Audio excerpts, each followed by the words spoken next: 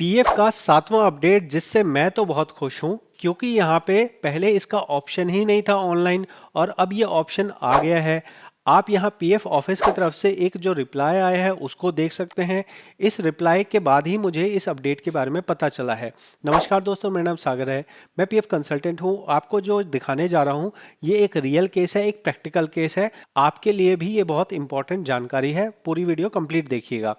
यहाँ पे कहानी ये है, पहले आपको बैकग्राउंड समझना पड़ेगा तभी आप इस कंप्लेन का जवाब समझ पाएंगे। कहानी ऐसी होती है कि अगर आप जॉब करते हैं तो आपके पीएफ में दो कंपोनेंट जमा होते हैं, पीएफ का और पेंशन का। अब बहुत बार क्या होता है, लोगों का पेंशन नहीं कटना चाहिए, पेंशन कटता भी नहीं है, लेकिन वहाँ पे जो डेट ऑफ ज्वाइनिंग ईपीएस होती है वो डल जाती है। मान लो कि आपका पेंशन नहीं कटा है तो आपके डेट ऑफ ज्वाइनिंग ईपीएस भी नहीं आनी चाहिए। तो पहले ऑनलाइन में कोई ऑप्शन नहीं होता था जहां पे हम डेट ऑफ ज्वाइनिंग ईपीएस को हटा सकें, ईपीएस की डेट ऑफ ज्वाइनिंग को पूरी तरह से हटाया जा सके। ऑनलाइन में ऐसा कोई ऑप्शन नहीं था।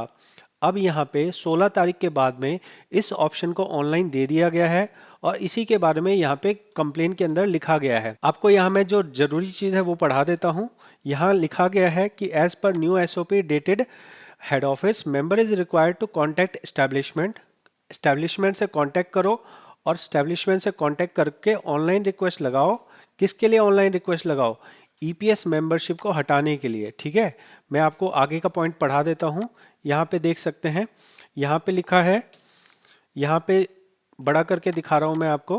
कह रहा है कि online submit online joint declaration with required document to remove date of joining, date of leaving of EPS service.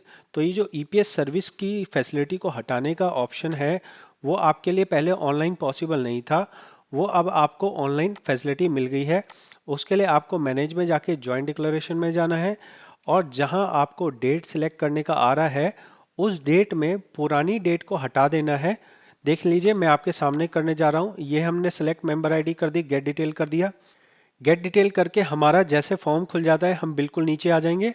अब मान लीजिए कि हमारी डेट ऑफ ज्वाइनिंग ईपीएस हमें हटानी है, वहाँ पे नॉट अवेलेबल करना है। तो इसके लिए क्या करना है, इसके लिए हम पेंसिल सेलेक्ट करते हैं और पेंसिल सेलेक्ट करके आप देखेंगे तो यहाँ पे मैं इसको काटता चला जाऊंगा और बाहर टच कर दूंगा। बस मुझे इतना करना है, इतना करके मैं आई एग्री करके प्रोसीड कर रहा हूँ। ऐसा करने से क्या होगा, जो मेरी ईपीएस की डेट ऑफ ज्वाइनिंग है वो वहाँ से हट जाएगी। ये रिक्वेस्ट जो है आप लगा रहे हैं, इसमें आपसे कोई भी डॉक्यूमेंट नहीं मांगा जा रहा है। ये रिक्वेस्ट चली जाएगी एम्प्लॉयर के पास, एम्प्लॉयर से वो आगे चली जाएगी पीएफ ऑफिस में।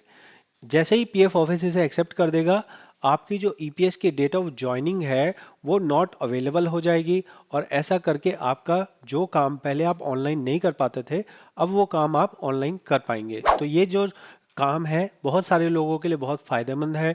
मेरा काम है कि आपको छोटे से छोटा, बड़े से बड़ा अपडेट बताना और आगे आने वाले टाइम पे मैं आपको और भी बहुत सारे नए अपडेट्स देने वाला हूं। तो इस चैनल को सब्सक्राइब ज़रूर कर लीजिएगा क्योंकि यहाँ कोई भी फालतू बकवास आपको नहीं सुनने को मिलेगा। सिर्फ और सिर्फ जो रियल और प्रैक्टिकल जानकारी होती है वही आपको मिलेगी। किसी तरह की फर्जी स्कीम हम नहीं बेचते हैं। बहुत बहुत धन्यवाद।